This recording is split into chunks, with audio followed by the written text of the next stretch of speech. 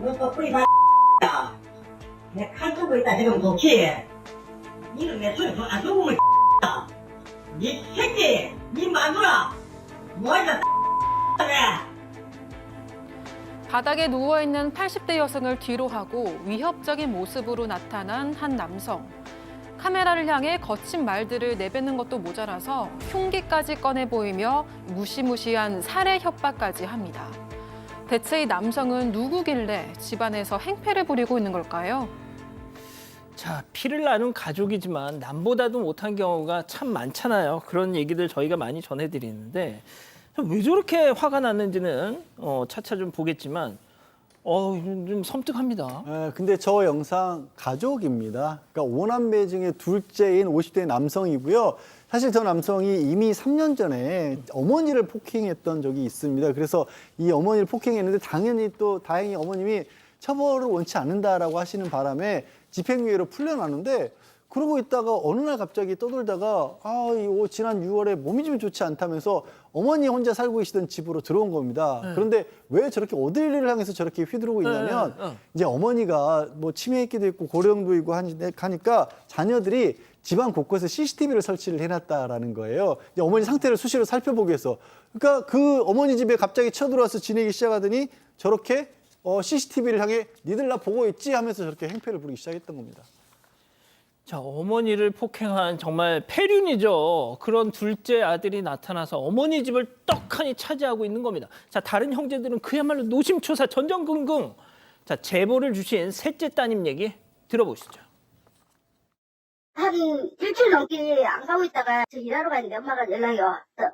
이 어린아들, 엄마 나 일하고 있다 왜 이러는데 배가 고프고 지금 똥도 누고 엉망인데 좀 올 수 있냐 자꾸 전화가 와요. 엄마가 엄마 내가 갈게. 그럼 경찰 대기가 갈게. 경찰에 도구를 갔어요. 갔는데 2층에서 칼 들고 쫓아내려고 거잖아요. 경찰이 앞에서 막았거든요. 나보고 엄마한테 들어가라고. 들어갔는데 똥 넣고 오줌 넣고 배는 고프고 엄마가 엉망인 거잖아요.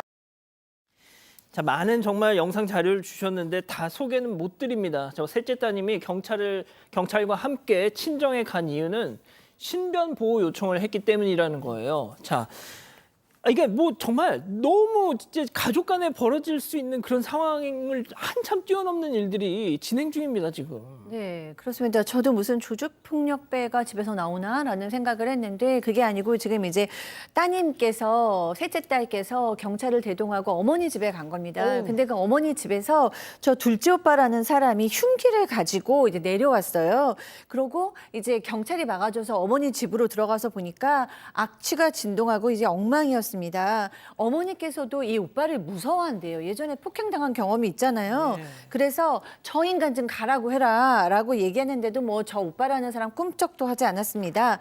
이 셋째 딸이 참다 못해서 이게 사람 사는 집이야? 라고 따졌더니 그때부터 이제 폭언하고 폭행하고 CCTV 다 부시고 이제 난리가 난 거예요. 그런데 너무 놀랄 만한 이야기는요. 어머니한테도 이 아들이 정말 폭언을 했는데 뭐라고 얘기했냐면은 어머니한테 아버지가 돌아가셨는데 너도 죽어라. 이런 식으로 어머니한테 얘기를 했다는 거예요. 지금 교수님 그 CCTV 선을 지금 잘라내고 있는 것 같아요. 네, 그러니까 자녀들이 어머니가 걱정되니까 CCTV를 설치하죠. 그럼 자릅니다. 또 설치하도 부십니다. 또 설치하면 다시 또 자릅니다. 이런 식으로 CCTV를 그냥 두지를 못하는 거예요. 결국 자녀들 이 사람하고 두면 어머니 위험하다고 판단을 해서 요양병원으로 피신을 시켰습니다. 제 노모께서 내 집에서 잘 계시다가 저 둘째가 오면서 그 가족들이 요양병원으로 보냈어요. 그래서 뭐 자녀들이 사실은 이제 불량한 둘째가 있으니까 혹시 어머니를 피해 줄까 봐 둘째가 모르는 곳으로 요양원으로 피신을 시켰는데 첫째 아들의 말에 의하면은 요양원에 어머니를 모시면서 집에 가면 동생한테 맞아 죽을 수도 있고 또 나도 몸이 안 좋기 때문에 어머니 지킬 수가 없어요. 그러니까 여기 숨어 계셔라. 금방 엄마 모시고 갈 테니까 조금만 기다리라 하면서 자식이 엄마를 왜 버리겠냐. 엄마 기다리세요. 법에 하소연 하든지 어떤 방법을 강구해서 어머니를 모시겠다 했더니 그 말을 들은 어머니가 울었다고 합니다. 이 우는 걸 보니까 큰아들도 울고 이런 마음이 생기니까 정말로 가슴 답답하다고 하는데 저 둘째 아들, 저 불량아, 저거를 처벌을 해야 되는데 그게 문제군요. 예. 도대체 무슨 사연이 있어서 저 짓을 하는 겁니까? 집 때문인 것 같은데요. 이 제보자들 주장에 따르면 3년 전에 둘째는 어머니가 살고 있는 집을 차지를 하려고 행패를 부렸다고 합니다. 이렇게 막 살림살이를 부수고 난동을 피웠다고 하고요. 어머니의 머리도 잡고 때리고 발로 어머니를 차기도 했다고 합니다. 이번에도 둘째 아들이 다시 돌아와서는 여기는 내 집이다라면서 버티고 있는 상황인데요. 2층에는 민박 손님을 받기도 했었는데 둘째가 아예 주소지를 옮겨 놓으면서 지금 그러지도 못하고 있다고 합니다. 심지어 둘째가 어머니의 신분증을 몰래 인감증명서를 떼고 주택담보대출을 받으려고 했다고 시도를 했다고 주장하기도 했습니다. 하지만 다행히도 이 첫째 아들이 우연한 계기로 어머니 신분증을 분실 신고를 해놓은 덕분에 대출 시도를 막을 수 있었다고 하고요. 둘째가 몰래 대출을 받으려고 했다는 걸 알게 된 계기가 분실 신고해놓은 어머니 신분증을 찾으려 그 면사무소에 갔다가 혹시 누가 이상한 짓을 하진 않았는지 알아보는 과정에서 알게 됐다고 합니다. 자, 그 가족들이 저 둘째 때문에 지금 어떤 상황인지 그냥 짐작이 되시죠? 체크포인트 짚어보죠.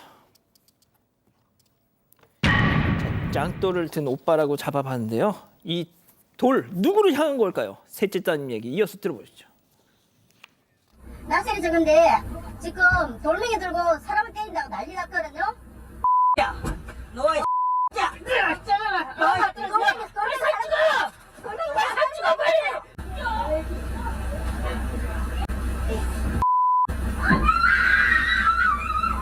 그래 요번에 얼마 맞았든지 그 엄마 약 가지러 가는 길에 거기에 돌멩이를 집어 당기는 거 있잖아요. 애기 아빠 다 맞고 뒤로 넘어지가 기절해가지고 그런데 난 머리를 잡고 벽에다가 예쁜 짚고 발로 얼마 밟아보고 주먹질을 얼굴을 째고 있잖아요.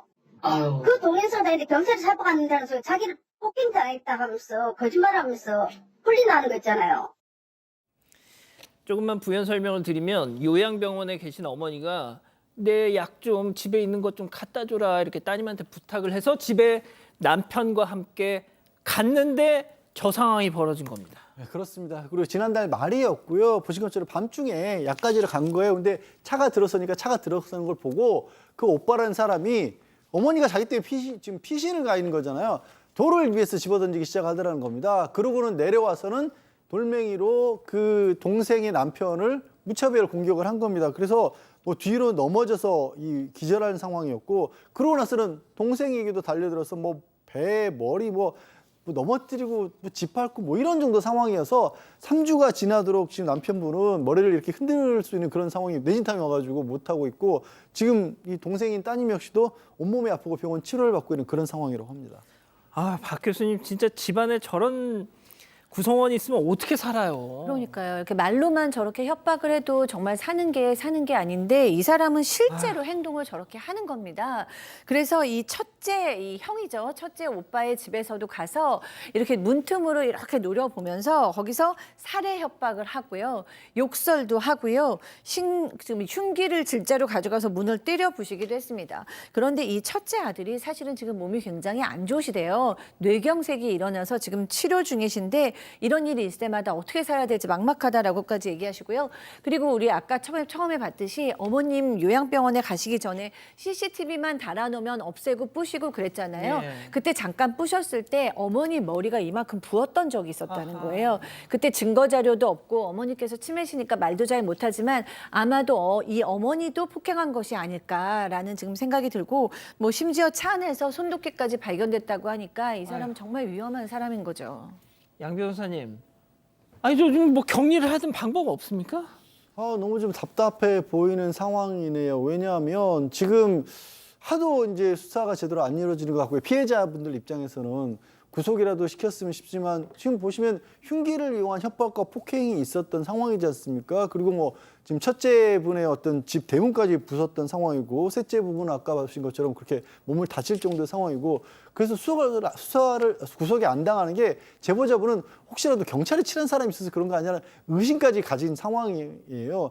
경찰에서는 이제 이런 상황에서도 원칙적으로 피해자 조사를 해야 되는데 다쳐서 병원에 입원해 있는 바람에 이게 조사를 못했다, 그런 얘기를 하고 있다라고 하고, 뭐 긴급 조치로 분리 조치를 하더라도 이 분리조치라는 게 별로 의미가 없어요. 왜냐하면 응급조치라는 게 접근금이나 이런 건데 어머님은 이미 요양병원에 계신 거고 예.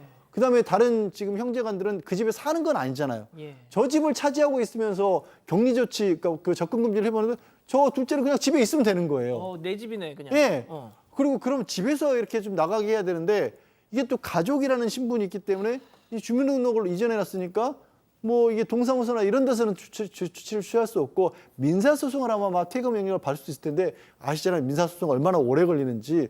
그러니까 지금 상황이 이 가족 관계가 이상하게 얽히는 바람에 법이 당장 개입하기 어려운 상황이에요.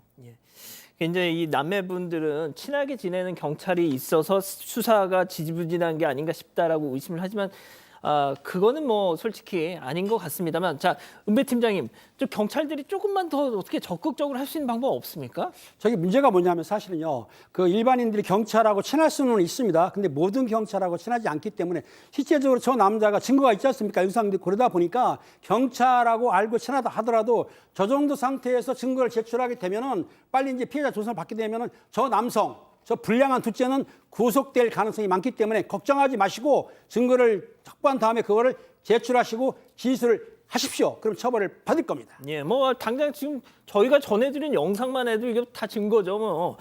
자, 백다희 아나운서 저희가 그래도 혹시 몰라서 이 둘째 아들 입장도 들어봤잖아요. 네, 제작진이 연락을 해봤는데 언짢은 반응을 보였습니다. 둘째 아들은 누가 신고했냐, 그걸 왜 방송에서 이야기하냐 이런 반응을 보였고요. 어떤 입장인지 듣고 싶다고 하니까 변호사와 이야기하라고 했는데 막상 변호사 연락처는 알려주지 않았습니다. 그러더니 전화 2번 다시 하지 마라, 연락하면 신고하겠다고 끊어버렸습니다. 가정사에 니들이 왜 간섭을 하는데라고 했대요. 예, 이거 가정사 아닙니다.